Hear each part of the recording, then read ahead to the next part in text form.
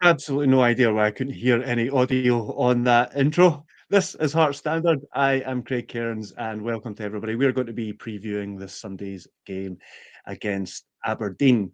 To do so, we are joined by ESPN's La Liga commentator. He's also the host of the excellent Scarves Around the Funnel podcast and the author of Believe, which is, I believe, on the shelf behind me. It's Mark Donaldson. How are you doing, Mark? Good, Craig. How are you? Very well, very well. How have you been enjoying all the madness of the week? It's been a magnificent week. It just feels like forever ago that Hearts last played, though. And you have to wait again come Saturday because Hearts don't play until Sunday, live on Sky, live on Hearts TV. Brilliant week with Scotland. So happy for Lawrence Shankland and for Craig Gordon going to a World Cup over here. I don't have enough bedrooms. So you have to sleep on the floor if you want to come over for the World Cup. 5th of December. I was getting to that. I was so all the 57 rooms are booked out. 57 rooms. Aye, very good. There's space on the floor, and it can be like I remember going to Amsterdam and Italy and Belgium with the pals, and we had one room like with 2 beds and 8 people in there. That's what next summer is going to be like, and I'm all for it. Yeah. It is going to be everybody like tapping up ancient relatives and things like that, isn't it? People they haven't remember me? No, in a couple of decades and all this. Exactly. I will just do a little bit of housekeeping before we get into the main sort of body of the show. Thanks everybody for joining us. Sorry for being a few minutes late there. We're just a wee bit of time getting ourselves together there. Please get your comments in. I will do my best to hold a conversation and to get to as many of those as I can. Please subscribe if you haven't already, and please head over to heartstandard.co.uk. If you like what we do, Heart Standard is brought to you by S1 Jobs. And if it's time to hand in your transfer request, then head over to s1jobs.com and upload your CV today. With thousands of jobs across Edinburgh and the surrounding area, you will find the one at S1 Jobs. Start your search today. Now, as you said, Mark, it's been quite a while since Hearts played. It's just been one of those sort of stop-start seasons, hasn't it? I mean, I know that's partly self-inflicted because of going out the cup so early. But how generally are you feeling going into this, and has that changed since Hearts last played 2 weeks ago? Good question. I think what Scotland did in midweek should give Hearts supporters the opportunity to believe, to see that what's unlikely is possible. So why not take that and use that as a mantra for Hearts? I don't know how the season's going to go. I, like everyone else, are just enjoying what we're doing. We've got a really tough stretch coming up. We've got 4 out of 5 games are away from home. There's no point looking at game 2 of that before we get Sunday out of the way. We've had a few players away on international duty. Lawrence Shankland has been with Scotland, travelled to, I think, Turkey for the training camp, and then Greece along with Craig Gordon. Cammy Devlin wasn't feeling well. He was over here in the United States playing, or certainly with the Aussie squad. I don't think he got any game time. Kabore's been with Burkina Faso, scoring a hat-trick. So the crux of the squad seems to have stayed put. Obviously, James Wilson's been with the 21s and maybe 1 or 2 others that I don't know or can't remember right now. So I don't know how many days off they've had, but they'll have had a good body of work in training. And it's about maintaining the status quo. And yes, it's felt like it's been a while ago since we last played.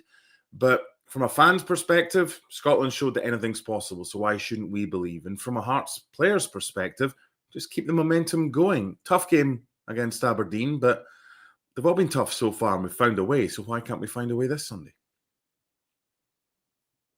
Kind of sticking on the Scotland theme, do you think that's something that Hearts can tap into, not just in the way 100%. You're saying there, but do you think it might have a positive effect on the squad? I mean, we know that there's already a good bond there amongst the players, but you feel like Shankland returning to Rickerton along with Craig Gordon and the sort of the congratulations that they would be getting, the fact that there's a Scottish core at Hearts that there's maybe an argument to make future Scotland squads if they keep their performance levels up. Do you think that's something that they can tap into, the sort of momentum they can take into this game at the weekend?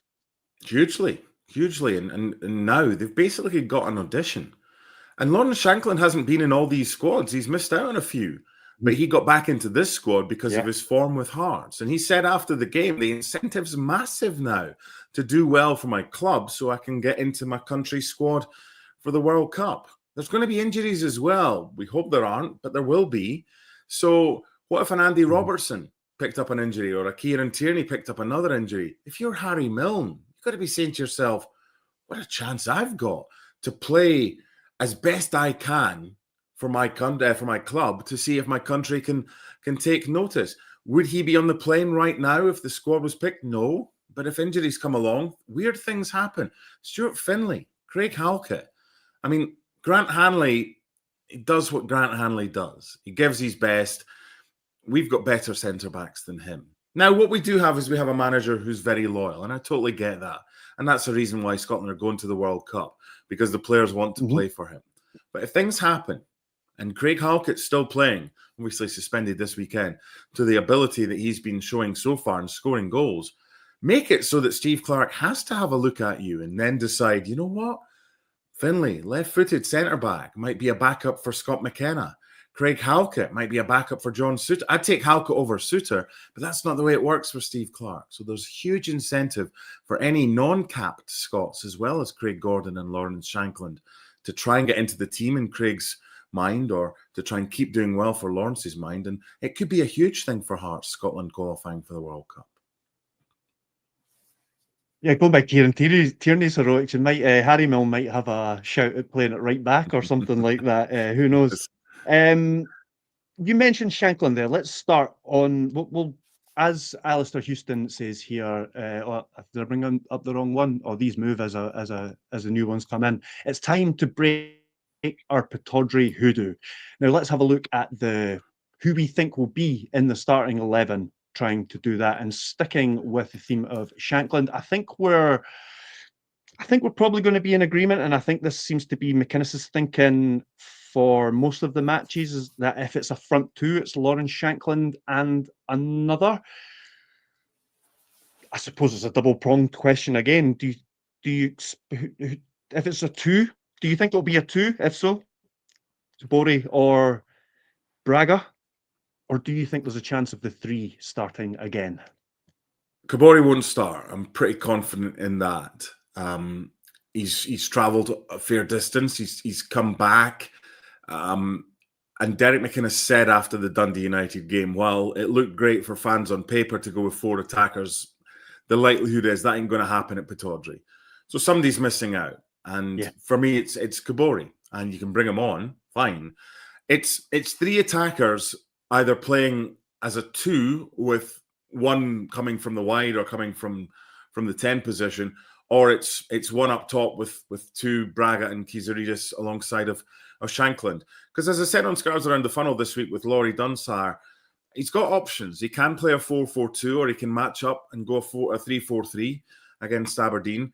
But one thing I don't think you'll see is four forwards. I think it's three, and I think those three are Shagger. Oh, dear.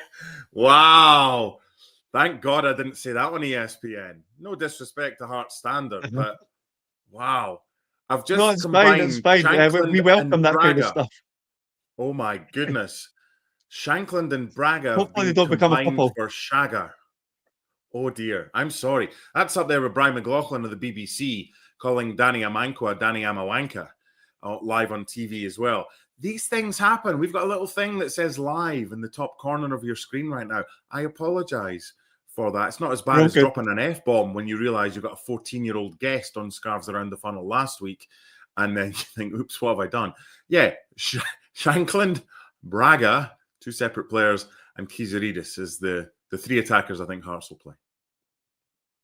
Rolson once requested something very obscene live, so you've not quite gone as bad as he has. Give it time. Give it time. We've still got 10 minutes. I've still got a wee bit to go. I do agree with that. I do think that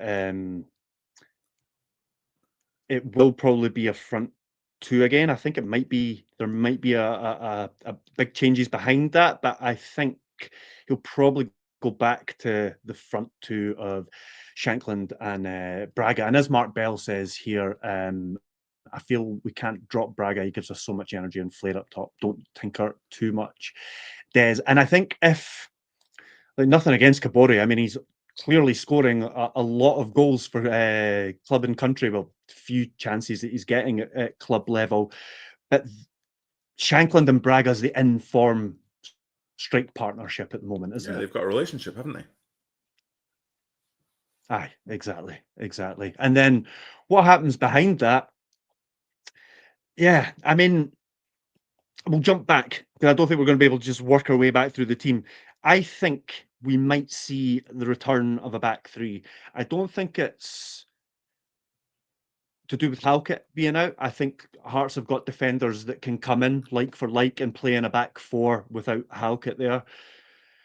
I think it's more the. I think it's the. I just think it's a game for it. I think that to kind of repeat something that Laurie said I had on Scarves Around the Funnel the other day, I had similar thinking. I think McInnes might look at this and think it might be a bit of a battle, go man for man, and then just hope that, I mean, Hearts do have on form a better 11 and just hope that they perform better on the day. I know that's a very, very simplistic way of putting it, but do you think there is a chance we'll see a back three? I think you're more leaning towards it sticking with a back four, aren't you?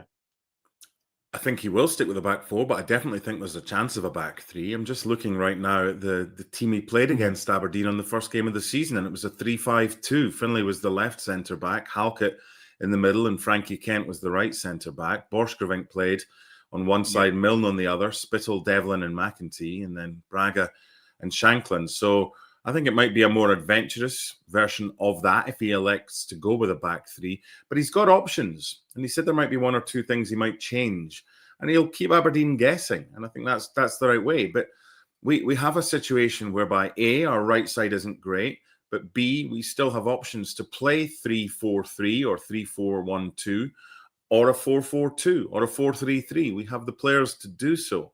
And I'm intrigued. I'm intrigued as to see who's going to come in, what he's going to do on that right-hand side.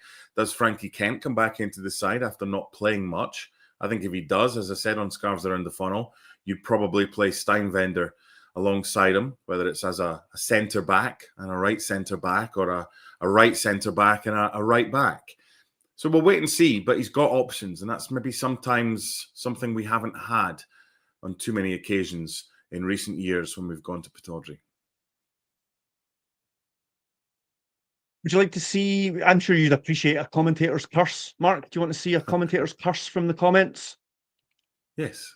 NUFC says, Mark is a legend, speaks so well. And then the next four comments are just laughing emojis, because that must have been just before you amalgamated Shankland and Braga. Yeah, indeed. I talk too much, I know that, and I'm working on that. I've only been in the industry 30 years, but you can always get better. And when I'm doing these things, here, Mark. No, I'm not going to swear every week, but I want to hear more. I like Scarves Around the Funnel this week. I loved having our guests. I love having Alfie on, Ross on, and Mark on. I love doing this with you. But at times when I listen back, I'm like, right, that you could have finished that sentence there. You didn't need the add-on. And it's like when I ask questions as well, now that I'm hosting, and hopefully Laurie will be back hosting more often on Scarves Around the Funnel. I'm still, even though I've been in this industry that long and I've asked thousands of questions, my questions are still too long, and I'm working on that. So I'm getting there. I don't like this praise nonsense. It's when you're a commentator, by the way, and I've had this before. If you get both fans or fans from both sides saying you're biased against their side, you know you've done a good job because you're upsetting everybody. I've got a bone to pick with more of a bone to pick with the person who pulled you up for that, for your long questions, because, and I was already going to bring this up. I do want to ask, and I hope you can realise that I am putting my answer into the question along I do. the same theme. But when it is a two-man podcast, Yeah. surely the person asking the question still has to give their input as they are asking questions. Otherwise, it would just be open question, let the other person talk for 3 minutes, short open question, let the other person talk for 3 minutes. Am I wrong? No, you're not. And that's one of the things I'm trying to work on to be better, to give you and the listeners a better listening experience. Because logistically, it's difficult. You know what it's like if Joel's away or you're away and it's getting guests, and we all want to do it. But this week, we were hopeful Scott would join us. A personal matter for Scott meant he couldn't happen to be on the podcast. So Laurie did it at 5 minutes notice. But that then changes the whole complexion of the show, because I want Laurie to host. I think Laurie's a better host than I am. I think he's an excellent commentator, but also a bloody good host as well. So I then go from a position of, right, what questions was I going to ask, to answering the question that Laurie's asked me. So yeah, this season when Laurie's not on the show, I am the host, but I want to kind of give some semblance of opinion without leading the witness to an extent. But yeah, it can be difficult when it's just two of us, and that's why it's great when Scott, Laurie, and I are all on, and we can all have a piece of the pie. But you're right, it is very difficult, because what are you? Are you the question master to me? Are you the answerer when it's Joel? It should be chatty. It should be a conversation like you're in the pub as well. I just want to kind of speak a little bit less, but I'm working on it. Trust me. I think you're being a bit harsh on yourself. Self-deprecation is the main thing, Craig. If you can't laugh at yourself, I get stick. We all get stick. But it's just, I mean, here's one for you. My Twitter's blown up this week with a couple of posts that I've done. One was, I just thought it would be quite funny to repost the Burnistown sketch about the elevator, the lift, and the Scottish guys. And I said, imagine the Tartan Army. So that's one. That's got over 300,000 views. And another one is one. But here's the thing. I'm getting abuse from some people that say, oh, what about Mexico? And I'm like, they don't fucking speak English in Mexico. Their main language is Spanish. That's why I didn't. But there's always something. And now when we put stuff on social media, you have to think about absolutely everything if you want to try and avoid as much criticism as possible. Yeah, I know. And the other thing was, which I thought was quite funny, the Ben Doak thing. I just thought, breaking, Ben Doak will not be available for Scotland's World Cup playoff in March, ... and neither will any other Scotland players, because they're not needed.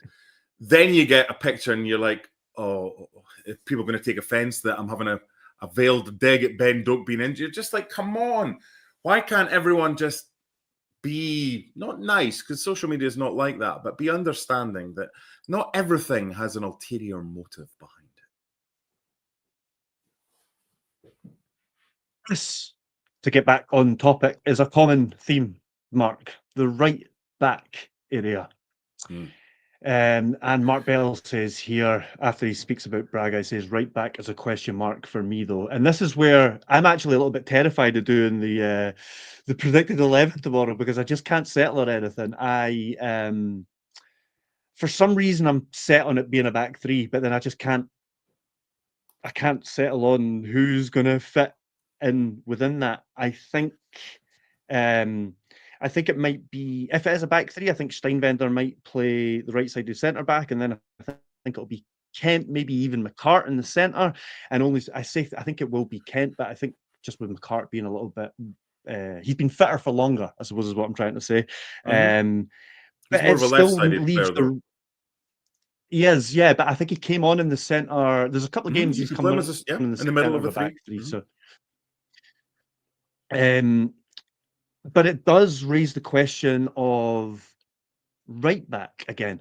Now, McEntee, we've seen, doesn't really work as well as a right wing back. He's definitely better as a right back than a right wing back. And as Fanta Pants says here, I'd rather see him in the centre of midfield in his natural position. I do think there's a chance, and I think this could be the game for it, McEntee back in midfield, but we just can't decide who's going to be right wing back. I think I might end up putting Milne there or something like that. So, of everything you've just said there, I want to start at the end, and I think that's really interesting because we know Kingsley can play as a left back, and Laurie was talking this week on Scarves Around the Funnel about potentially playing him as a left wing back, and I don't think anymore he can play that position. But we haven't spoken about a couple of things, and you've brought them both up in your question there. One is Jamie McCart, because his name's not been mentioned much this week in regards to this game on Sunday. And the other one is Milne at right back with Kingsley at left back, which is interesting. That comment that we had from someone saying McEntee more in his normal position. McEntee's height, Steinvender's height, Kent's height, Halkett, who's suspended, is obviously tall, but he's one of the smaller of the defenders we've got. Stuart Finley's tall as well. I think no matter what you do with whatever you end up with as your predicted 11, I think we're going to have at least one of the players in this 11 on Sunday who hasn't played much lately. Is that Steinvender? Is that Frankie Kent? Is that Jamie McCart? Is that Blair Spittle? Spittle's played a little bit more. I wouldn't have any issue if Spittle started on the left-hand side of a 4 with Kizaridis on the right. That would kind of solve that. But what do we want? Who's going to be our hasn't played much starter? Is it going to be Steinvender? Is it going to be Borchgrevink on the right-hand side at right back? Is it going to be Frankie Kent in the middle? Or is it going to be Jamie McCart? Because we're probably going to have to play one of them unless we get really creative and go Milne at right back. So who would you go with? I think that's a really good point. I think that there's not going to be too many, if there might not even be more than one player who hasn't played much football recently. So I think it would be more likely to be Kent. I think Steinvender's played enough to not be in this bracket. I know he's not started many games, but I still think he's got enough minutes to not be. He's not somebody who's just sat and kicked his heels for weeks or a couple of months. So I don't think Borchgrevink will play. And yeah, I don't know. I think at first when I was putting together the back three predicted lineup, I was going to be a bit smart and I was going to say Steinvender right-sided centre back because he can kind of cover the right side and then play like somebody like a winger, like a Kizaridis or something at right wing back. Because I do think, so I've said this a few times, people are probably bored of me saying it, but there will be some point throughout the season where Hearts have wingers at wing back or a winger at wing back. On one side, yeah. Sunday might not be the game for it, but I do think if he does do that, then not against Carlson. Exactly. That's it. Against Carlson. And that's probably Aberdeen's most dangerous player. So I think in future matches, Steinvender will be a perfect right-sided centre-back for a winger to play ahead of him as a wing-back. But one of the reasons, just so I can bring in, I'm not doing a good job of bringing in comments, so I do apologise. Jamie says, I don't want Scott back 5 at the back. We can't play fancy football with 3 centre-backs. And then there was somebody else who was just asking me, there we go, Aaron of Alba, why a back 3? He also asks, is Borchgrevink fit? He's been fit for about 2 months now or something. He was going to come on as a substitute in a game. I can't remember exactly when it was. It was a game at Tynecastle, but then Shankland had to come off for like 5 minutes to go and Borchgrevink didn't get on. So he is fit. There's just not been a space for him on the bench a couple of times because Steinvender's a little bit more flexible. But I think one of the reasons that it might be a back 3 is because I think he might want to go with a 3 in midfield for this game, and just because Benny's no longer there. I think nothing against Magnusson. I don't think it worked as well against Dundee United. So I think it will be a midfield 3. I think McEntee will be one of those. And then I don't know whether you don't then have 3 up top. Magnusson. You don't have 3 up top if you're going 3 centre midfielders.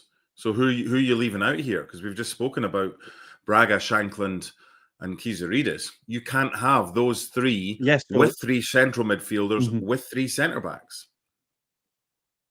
Yeah, so the third midfielder would be either a more attacking, either somebody like a Magnusson or somebody more attacking like a Kizaridis or possibly even a Spittle or something like that. It just depends how he wants to sort of configure it. But are we trying to overthink this? Are we trying to? Yes. I Yes, think but we it's are. Derek McInnes. We try to second guess Derek McInnes. So I mean, Yeah, it's a fool's errand, to be honest. totally. That's why I think he plays a 4, because I was looking at the Dundee United game. We played a 3 as well after the Aberdeen game. That was Kent, Halkett, and Finlay. But we played Forrest at right wing back, and it didn't work. This isn't a game to take chances. And Derek McInnes admitted as much. He said, "This is a game we'll go back to basics." That's why I think it's a 4. Would it surprise me to have Kingsley at left back and Milne at right midfield again? No, wouldn't surprise me in this one. Then you could move McEntee if you're playing him in midfield, or you could have him back at right back. I don't think that works great. I'd rather see Steinwender at right back and Kent coming in if you're playing Milne at right hand side. I just think we're trying to second guess something and come up with something really smart when I don't think that's what he'll do. I think he'll have his 3 forwards. I think he'll go simplistic. He'll maybe bring one in that hasn't played much, and I don't think there'll be many surprises with the team news. But I've got no issue whatsoever if us try to come up with alternatives, because that's our job. That's not his job. But remember when Harry Milne got the nod? That was done on this Thursday night on his couch, and his son was like, "What are you doing, Dad? Harry Milne's not right After an midfielder." international break. Yeah, so maybe last night Derek McInnes was sitting playing with his Subbuteo board and maybe coming up with something. I'm not sure though. I think this will be pretty simple, and that's why I think it'll be a back 4. But I totally understand why you're going with a back 3, because I think with the players that we have right now, that is our best option in certain games, but not this one. You may have convinced me, because he plays with a lot of flexibility anyway. Like the team changes shape regardless of how it sets up. And if they were to go with what we've seen more often than not in recent times, with Milne on the right and Steinbender behind him, you have seen when it was McEntee behind him, you did see some games where Milne was coming back as if he was the right wing back and McEntee was tucking inside. So there's flexibility in whatever shape he decides. And I do agree, I have overthought it this weekend. I've got myself in a bit of a pickle, but I may just go for something a bit more simplistic when I do the predicted 11 tomorrow. You can do a hybrid. Mark, to finish. Sorry, the last one. You can do a hybrid. You can play a back 4, but you can have your left back pushing forward to become a back 3. It's not difficult. Exactly. Right. I've already kept you a bit longer than I said I was going to, Mark. I've got one question that came in specifically for you, so I hope I'm not putting you on the spot a wee bit. And I don't know, is it me? Right. Shankland will not be dropped even if he's not scoring. Oh, wait, have I brought up the right one?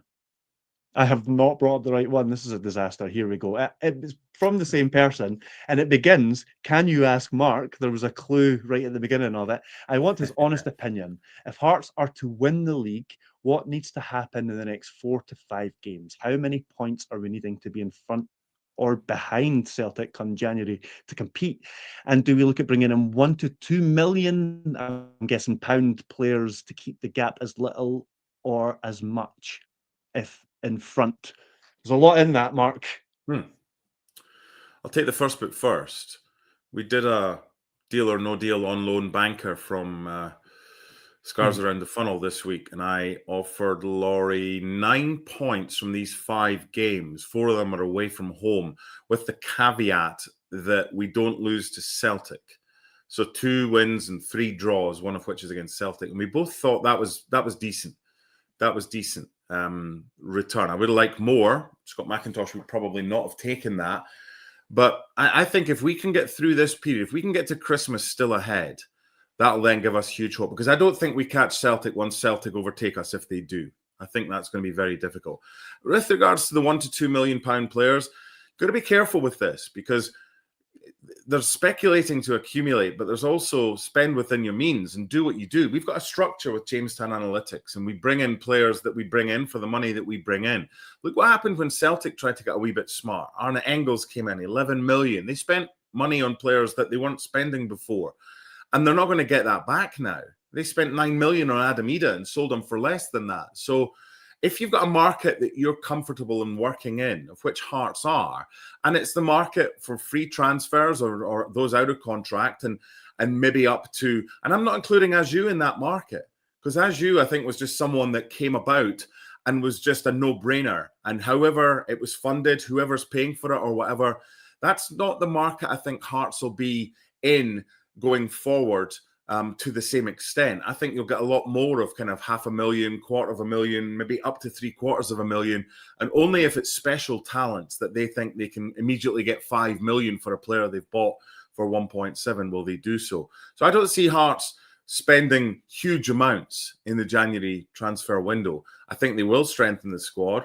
Chesnikov, I'm much more optimistic, having read the comments from Graham Jones and Derek McInnes, because there was a fair bit of alarm that he might be going elsewhere if a Russian club was to come in.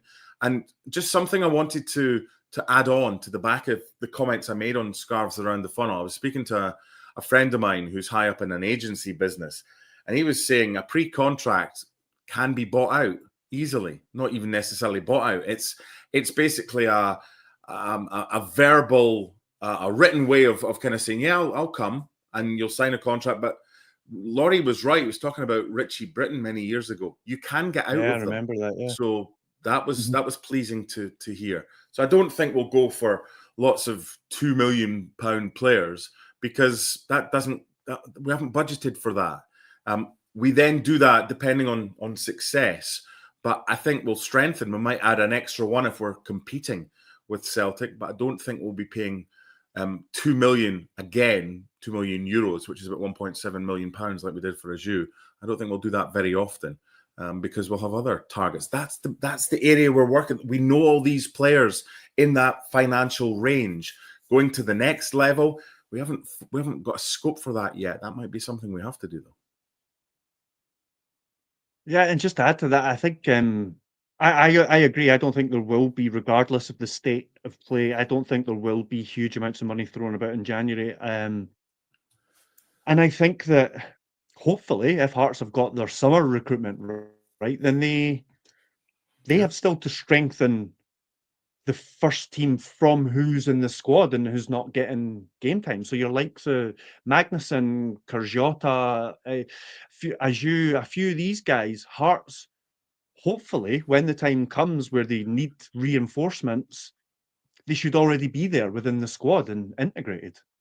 Yeah, and some of these players have been brought in through Jamestown Analytics that were brought in before Derek McInnes got the job.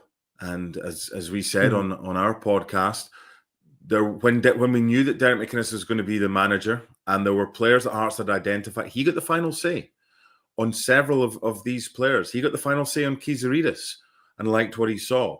So yeah, there are most of the players that Jamestown Analytics brought in were with Derek McInnes's blessing, because the deals hadn't been done yet and he'd come in the door. But there were deals that were already done that he didn't have any opportunity to renege on. So we now have another 6 months of Derek McInnes in the building come January transfer window, another year come the summer transfer window.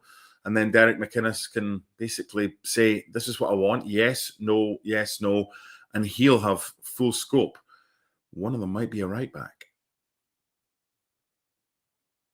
Very well may be the case. Thank you very much for coming on and joining us, Mark. I know that you've been quite busy today, but it's been a pleasure having you on.